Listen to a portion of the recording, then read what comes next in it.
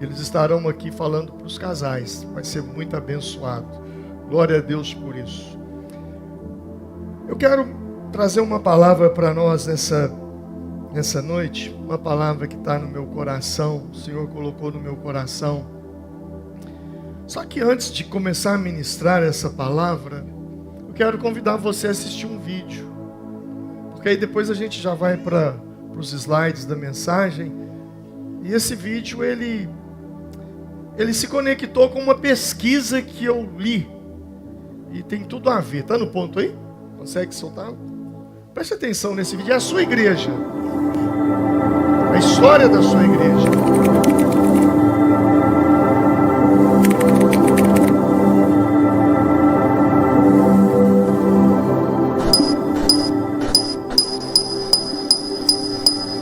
Completaremos 50 anos esse ano de história.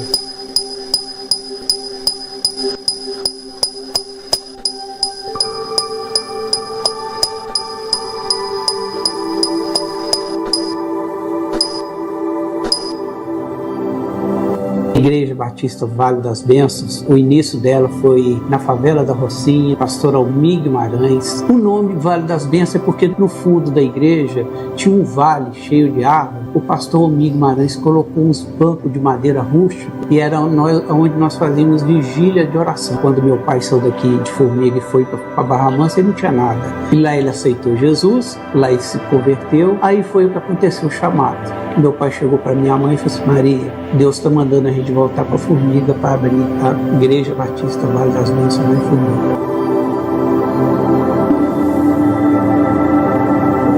Eu peguei, saí daqui de Formiga e fui lá em Belo Horizonte. Cheguei lá e fiz um convite a ele. Ô, Bi, vamos lá pregar lá na igreja no fim de semana e tal. E ele topou, veio. Depois daquela série de conferências no fim de semana, na segunda-feira eu conversei com meu pai. O Alvin não tá bem em Belo Horizonte, vamos trazer ele pra cá. Aí meu pai deu um sorriso assim, sabe? Olhou pra mim e falou assim: o Alvin é fruto das minhas orações. E ali nós fizemos um convite, ele veio. Eu tenho uma coisa para dizer para vocês. Isso aqui é obra do Senhor, não tem nada do homem.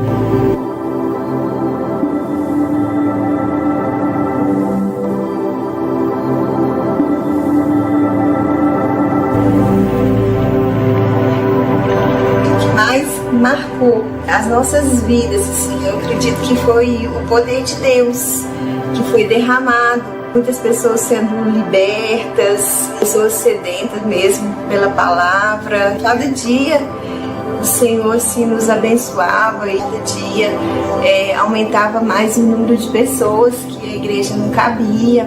A gente reformava a igreja, aumentava a igreja e não cabia, sempre não cabia. E eu lembro assim que quando eu me converti, o Senhor me deu um sonho, que a palavra dele era que todo lugar, né, que a gente fosse, parecia que nenhum lugar ia caber que de tantas pessoas que viriam.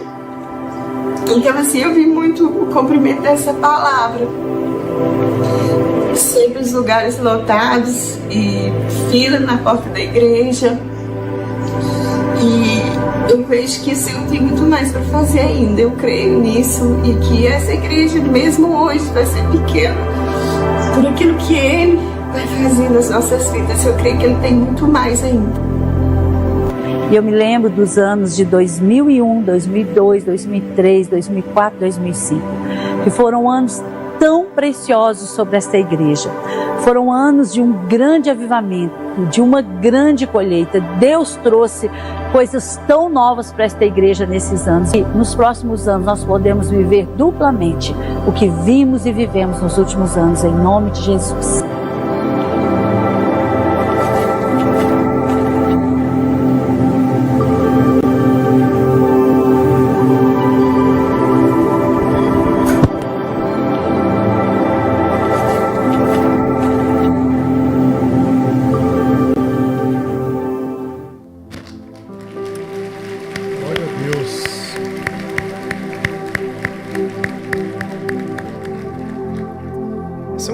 História da sua igreja, da nossa igreja.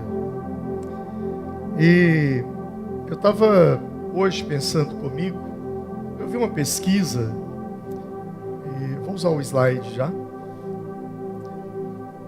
E essa pesquisa, quero compartilhar dessa palavra, o segredo daqueles que permanecem. Provérbios 4, 23, depois nós vamos ler, diz que sobre tudo que se deve guardar. Guarde o quê? O seu coração, porque dele procedem as fontes da vida. E pensando nesse vídeo, porque esse vídeo, nós passamos esse vídeo sempre antes do batismo, para aquelas pessoas que vão batizar, para aquelas que desejam tornar-se membro da igreja, porque eles conheçam uma história da igreja. É extremamente importante você conhecê-lo.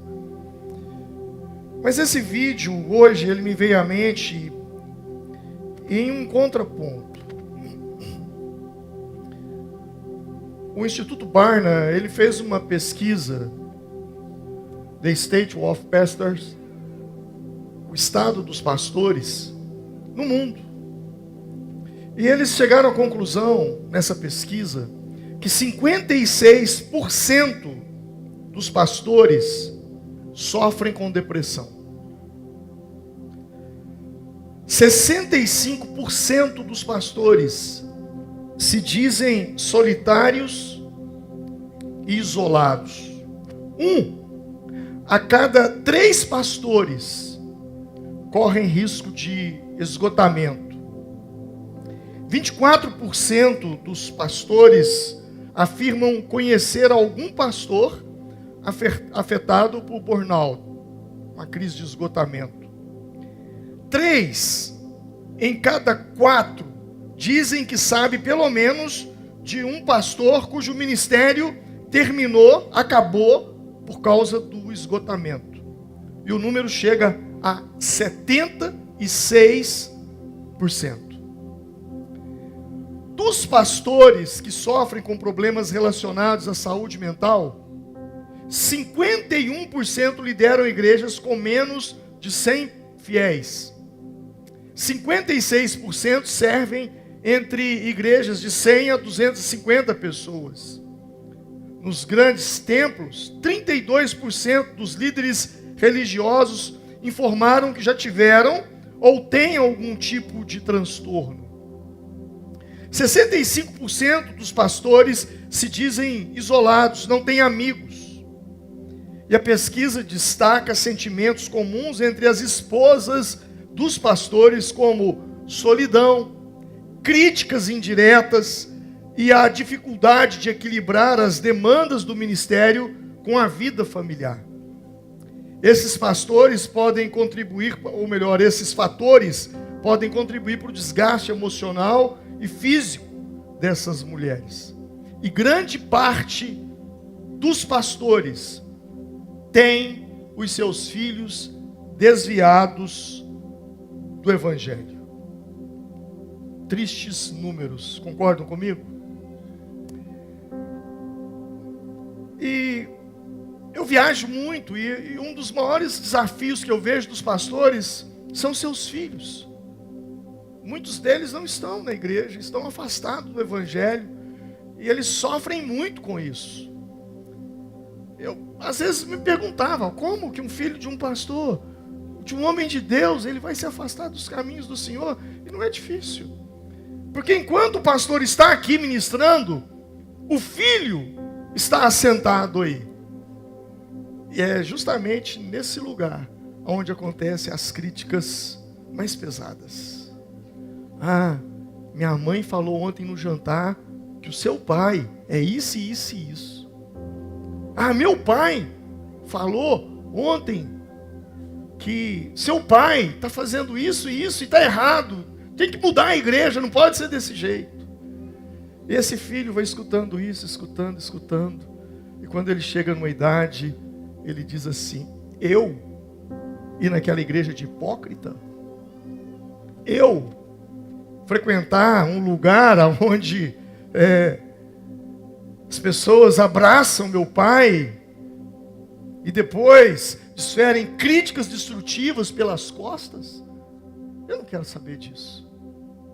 É por isso que as penitenciárias estão cheias de detentos com o nome de Elias, Moisés, Samuéis,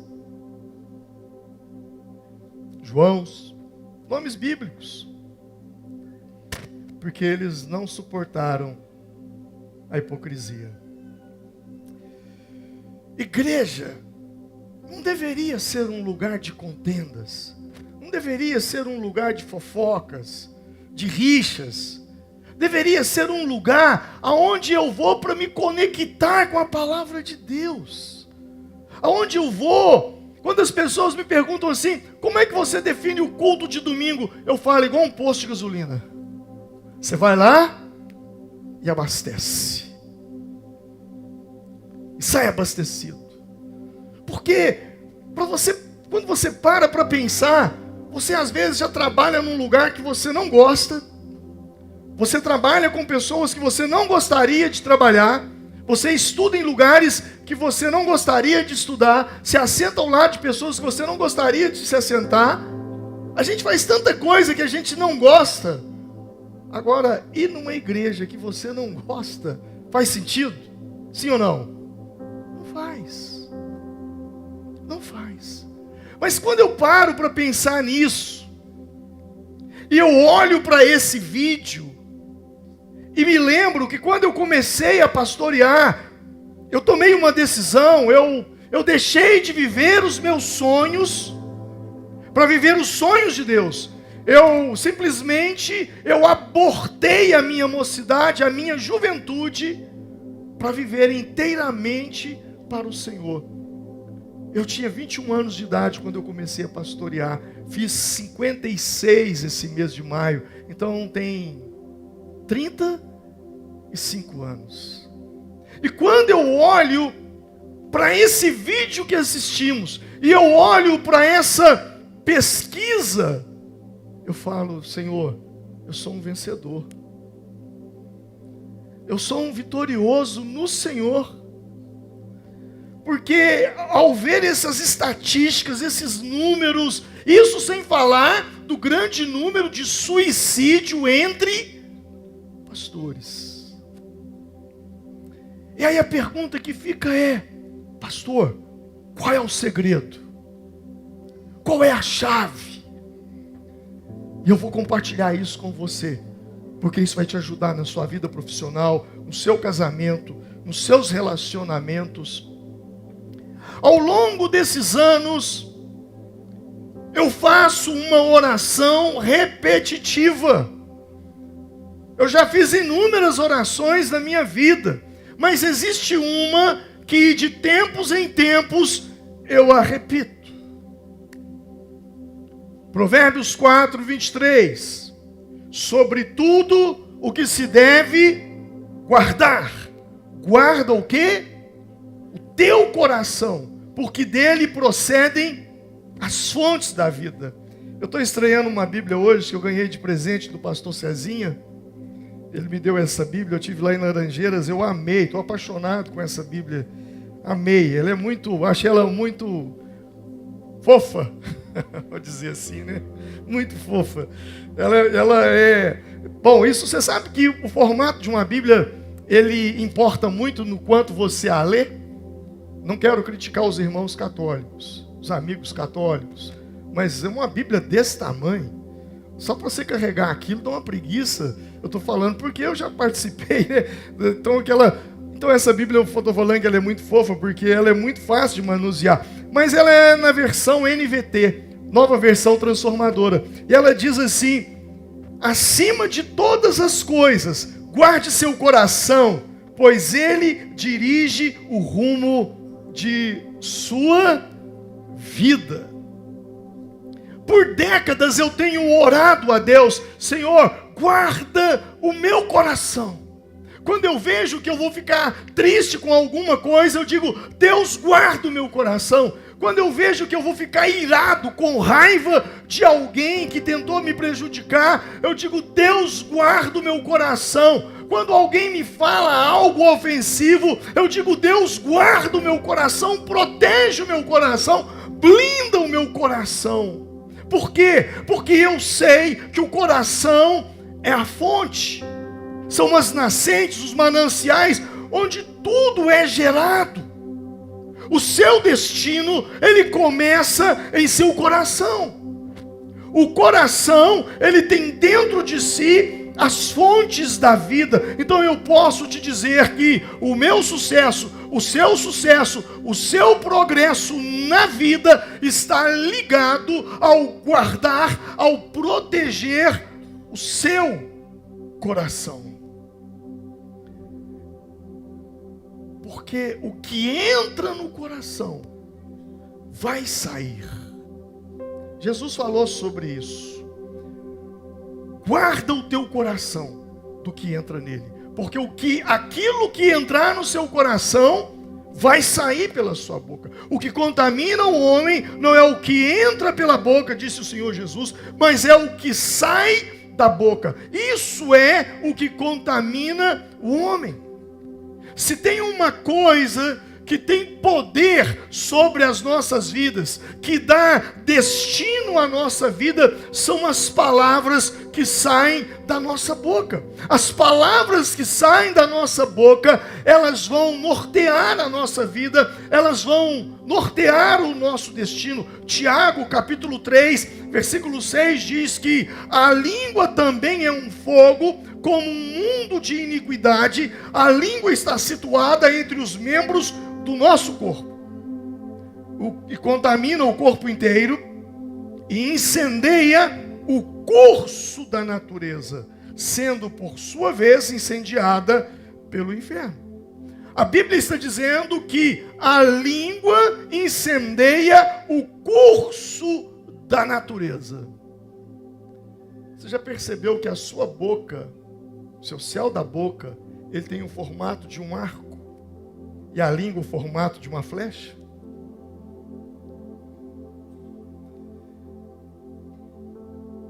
Essa palavra de Tiago diz que a língua muda o curso da natureza. É alterar aquilo de bom que vai acontecer com você. Você vai, através da sua língua, e amaldiçoa. A língua, ela muda o curso das coisas. Ela afeta o seu futuro. As suas palavras, elas vão no seu futuro e diz vai dar errado e condiciona a sua mente para o pior. Aí, quando acontece o pior, você diz, eu já sabia que isso ia acontecer. Não, você não sabia. Você provocou isso. Você causou isso. Você não pode ter uma fé maior do que aquilo que você fala. Porque a nossa fala, a nossa conversa mostra o tamanho da nossa fé. Palavras são sementes e aquilo que você semeia, você colhe.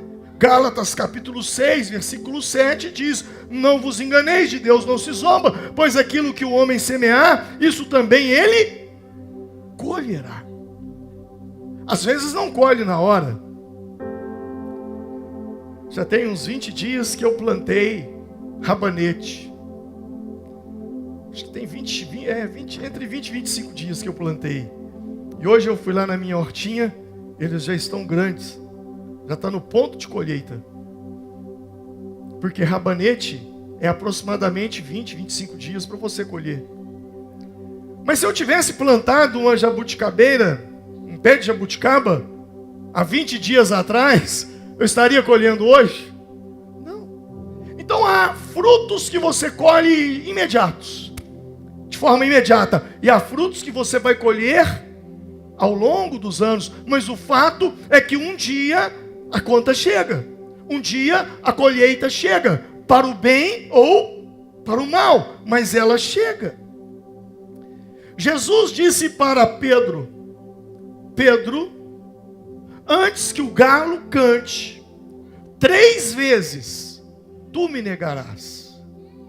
E Pedro disse, não, Senhor, eu estou pronto para ir com o Senhor à prisão até a morte.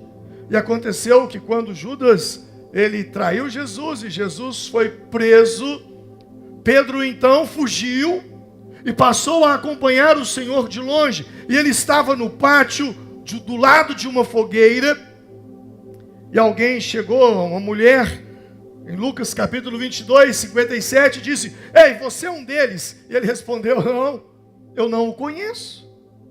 Em Lucas, versículo 58, do capítulo 22, um homem disse: ei, eu te conheço, você é um deles. Não, eu não sou um deles. E no versículo 59, alguém disse: ei, você é deles, porque você também é galileu. E ele disse: não, eu não o conheço. E nesse momento, quando ele negou Jesus 3 vezes, o galo cantou. Agora, o que me espanta é que Jesus é condenado, Jesus é crucificado, Jesus morre, Jesus ressuscita, e o anjo do Senhor, o anjo aparece às mulheres que estavam ali no túmulo e disse assim: ide e dizei aos seus discípulos e a Pedro que ele vai adiante de vós para a Galileia. Leia isso comigo. Mas ide, dizei aos seus discípulos e a Pedro que ele vai adiante de vós para a Galileia. Diga comigo: dizei aos discípulos e dizei a Pedro. Mas Pedro não era discípulo? Por que dizei aos discípulos e dizei a Pedro? Porque o que ele tinha feito anteriormente? Não o conheço, não sou um deles, não sei quem é esse homem. Para consertar isso, em João capítulo 21, versículo 17, Pedro negou Jesus quantas vezes? Quantas? E quando Jesus aparece a Pedro, Jesus diz: Pedro, tu me amas? Uma: sim, Senhor, eu te amo. Pedro, tu me amas? Sim, Senhor, eu te amo. Pedro, mas tu me amas mesmo? Senhor, tu sabes todas as coisas, tu sabes que eu te amo. Então apacenta as minhas ovelhas, Pedro. Quantas vezes Jesus perguntou para Pedro se ele o amava? 3. Por que Jesus diz: buscai aos discípulos? O anjo diz: e a Pedro? Se Pedro era discípulo, porque com a sua boca ele disse que não era. Nenhuma palavra tem tanto poder sobre a sua vida quanto a palavra que sai da sua própria boca. Pastor, eu tenho muito medo de palavra de maldição. Fulano me lançou uma palavra de maldição. Sabe, a palavra de maldição que eu tenho medo é a que sai da minha boca para mim. Essa palavra sim, essa palavra eu tenho medo. Por quê? Porque a minha boca decide o meu destino. Os valores do reino de Deus, eles são muito diferentes dos deste mundo. Por isso, Jesus mesmo disse: o meu reino não é deste mundo.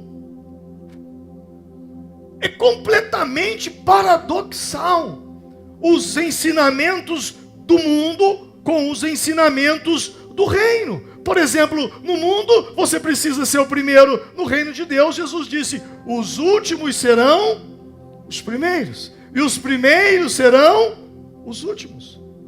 O mundo diz: aproveite a sua vida, ganhe a sua vida. Jesus diz: quem quiser ganhar a sua vida, perdê-la.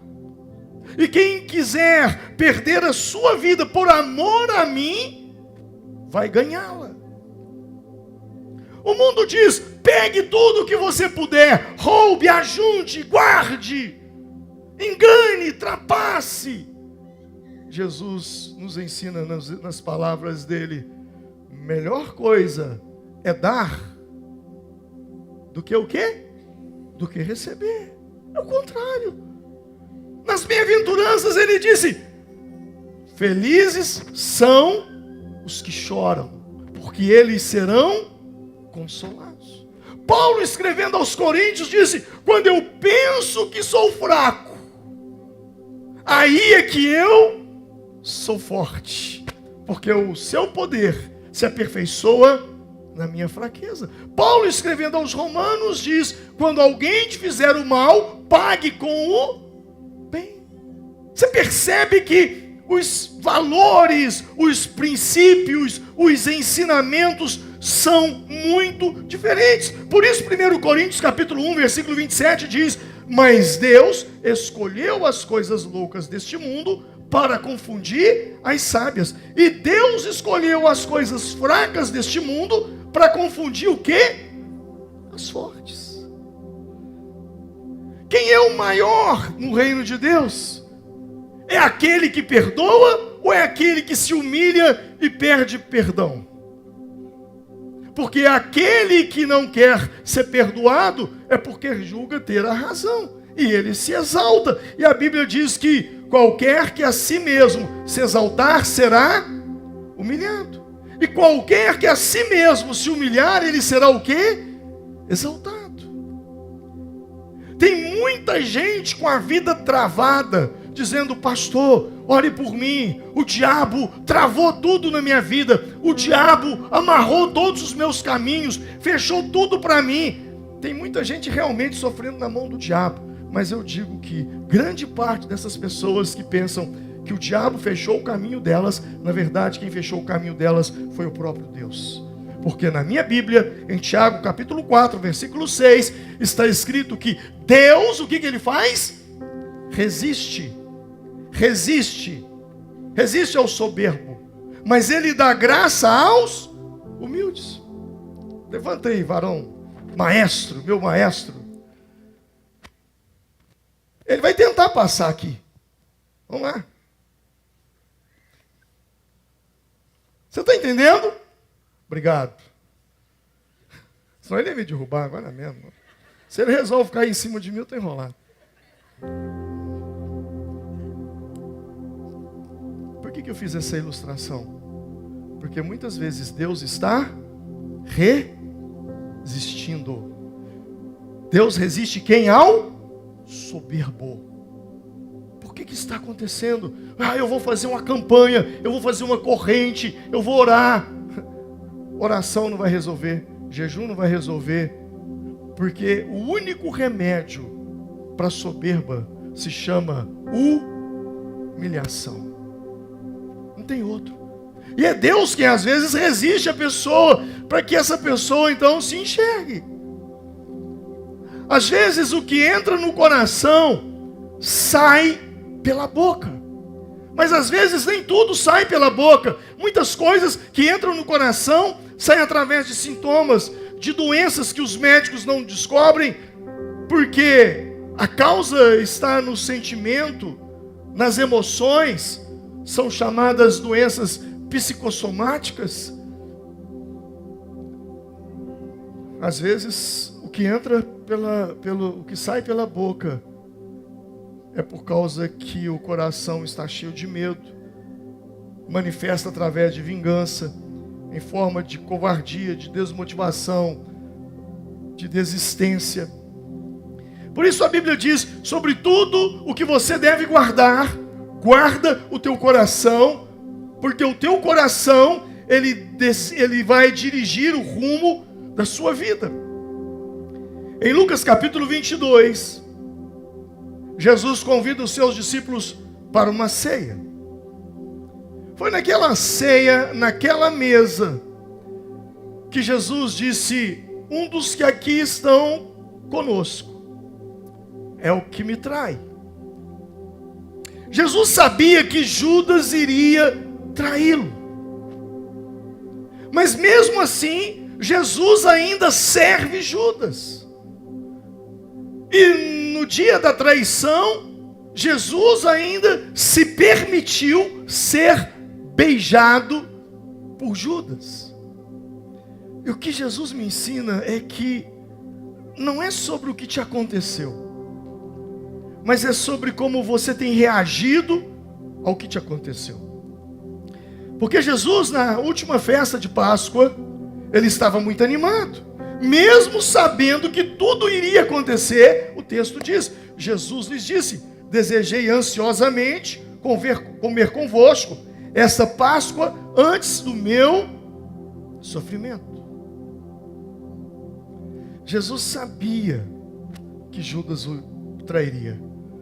E a atitude de Judas, naquela noite, quando Jesus disse: aquele que molhar o pão, este é o que me trai.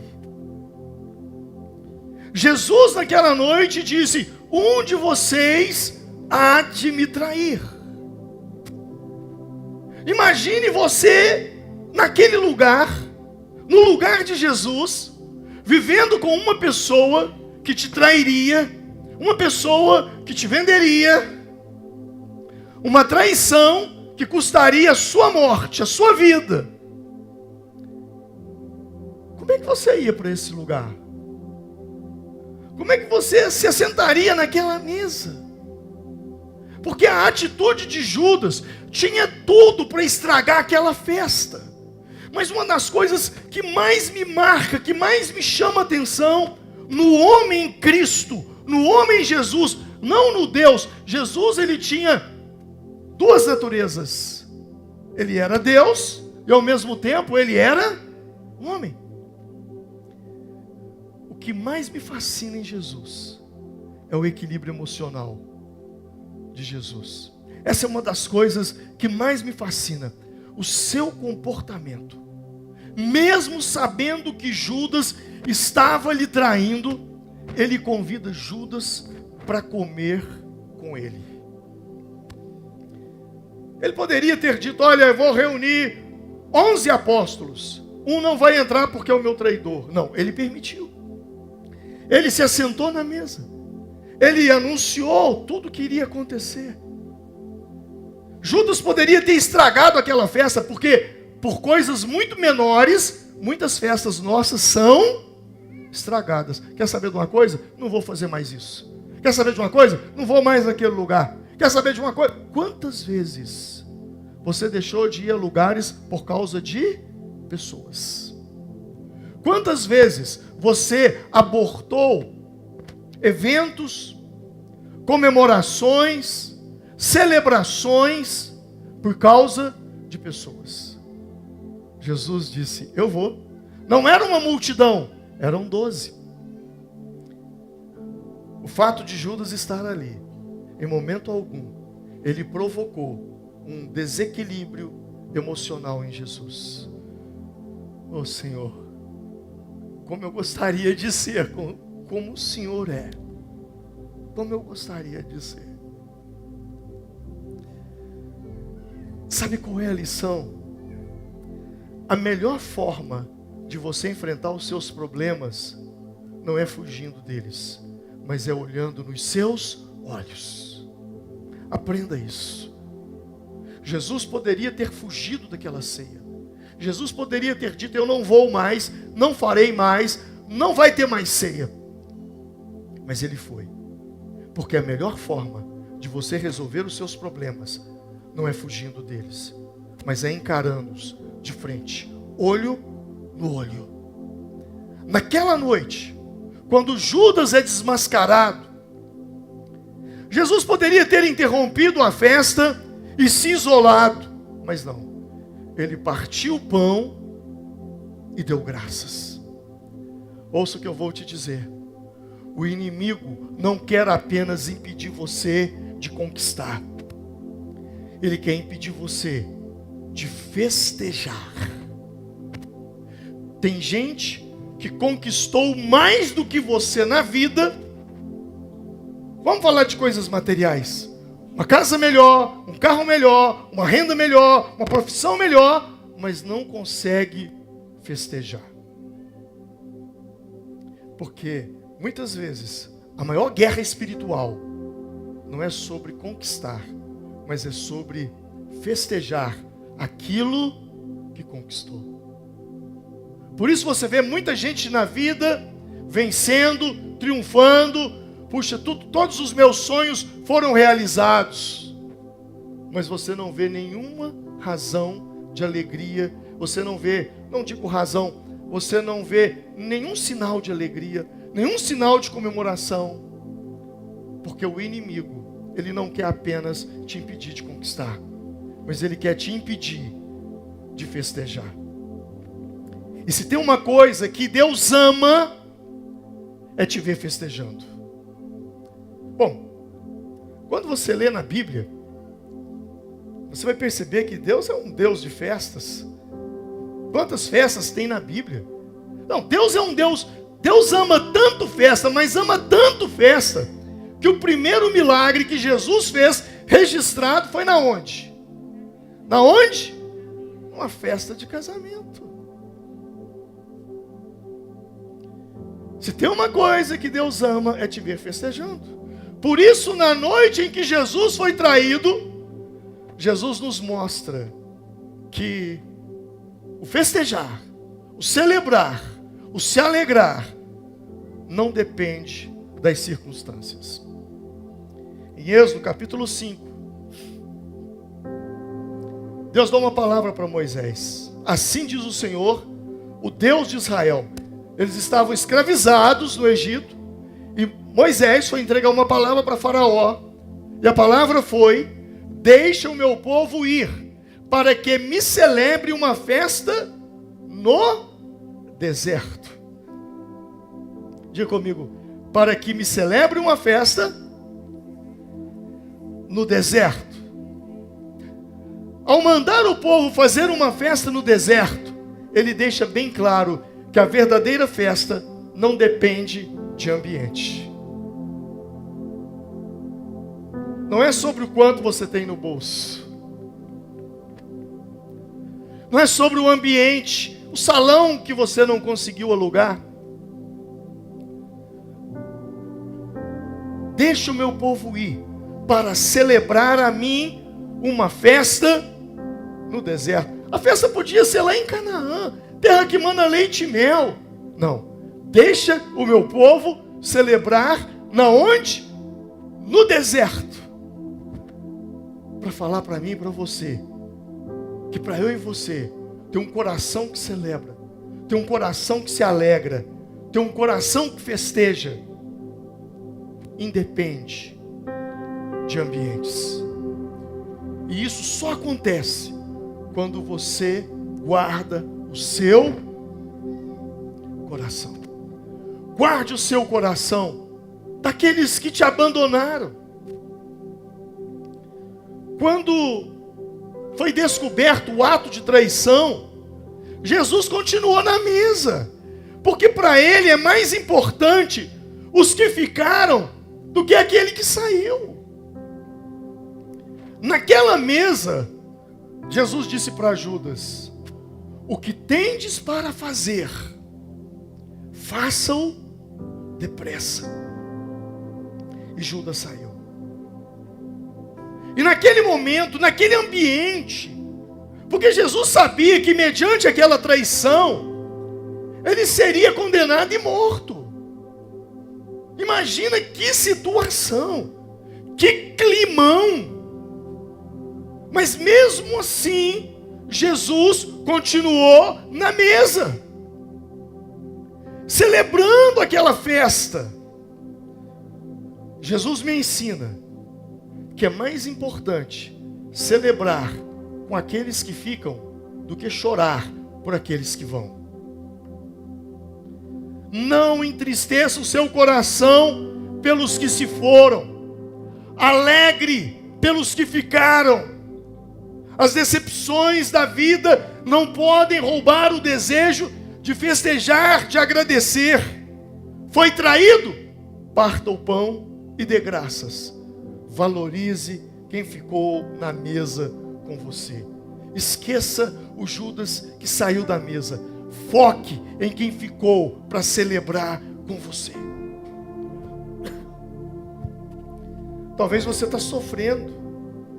Talvez você está sofrendo por A ou B que se foi, que te abandonaram. Mas deixa eu te dizer uma coisa. Eu acho e penso, não vou dizer acho, eu penso que quem ficou é mais importante do que quem foi. Concorda? E muitas vezes na nossa vida nós damos mais importância em quem foi do que quem ficou. Muitas vezes na nossa vida nós deixamos de fazer coisas por causa de um ou outro. Um dia uma senhora chegou para mim, aliás, eu encontrei com ela, e disse: minha irmã, a senhora sumiu lá da igreja, não vejo a senhora mais nos cultos. o que está acontecendo? Ah, não, pastor, é porque tem uma mulher lá que não gosta de mim. Eu falei, como é que é? Tem uma mulher lá que não gosta de mim. Ah, tá bom. Mas e o restante do povo lá, a senhora conhece? A senhora conhece muita gente na igreja? Conheço. E o povão que a senhora conhece, eles não gostam da senhora também? Não, eles me amam. Eu falei, então a senhora está pegando todo esse povão, colocando numa lata de lixo, para dar valor apenas em uma pessoa. Quantas vezes na vida nós agimos dessa forma? Porque não vigiamos, porque não guardamos o nosso coração. Então eu e você precisamos proteger os nossos corações, porque haverão provas, e as provações, elas revelam o nosso destino. Guarde o seu coração das circunstâncias, porque as circunstâncias, elas provarão o seu coração. Você será testado em circunstâncias que muitas vezes desafiam as promessas de Deus em sua vida. Ah, mas onde é que está a promessa de Deus para mim? Parece que tudo está indo de mal a pior. Parece que as coisas não estão acontecendo como Deus me prometeu, como as Escrituras me prometem. Guarde o seu coração. Guarde o seu coração. Porque os lugares aonde você tem os maiores problemas serão os lugares onde Deus quer operar os maiores milagres em sua vida. Domingo passado eu falei sobre José. Onde José foi mais humilhado, ele foi mais honrado como governador. Abraão, que se chamava Abrão, que não podia ter filhos, ele não tinha filho com Sara, sua esposa. Ela não podia gerar. E Deus diz, a partir de hoje, você não se chamará mais Abrão, mas Abraão, que significa pai de multidões. Se você tem guardado o seu coração, não tenha medo de seus problemas. É Deus permitindo para te preparar para algo maior. Porque Deus sempre nos prepara aquilo que Ele vai nos meter. Ele nos prepara para aquilo. É uma preparação. A questão, na verdade, é tudo aquilo que te intimida, te controla. Repete comigo. Tudo aquilo que me intimida, me controla. E eu vou repetir. Tudo aquilo que te intimida, te controla. Por isso, Provérbios 4, 23 vai nos dizer: sobre tudo que se deve guardar, guarde o teu coração, porque do teu coração, o seu coração dirige o rumo de sua vida. Às vezes as bênçãos de Deus não está. Ah, pastor, eu orei para que Deus abrisse uma porta para mim e Deus não abriu. Ei, talvez as bênçãos de Deus na sua vida não está na porta em que Ele não abriu, mas está na porta que Ele fechou para você. Às vezes as bênçãos de Deus estão nas costas de alguém que está em um momento em que alguém te virou as costas, se assim posso dizer, nas costas que alguém te virou, na oportunidade que você esperou e não veio, naquilo que você esperou dar certo e deu errado. Às vezes as bênçãos de Deus estão na programação que você fez e deu tudo errado. Às vezes a bênção de Deus nem sempre está naquilo que Ele te deu, mas às vezes as bênçãos de Deus estão naquilo que Ele te tirou, naquilo que Ele permitiu você perder. A vida não é sobre ganhar.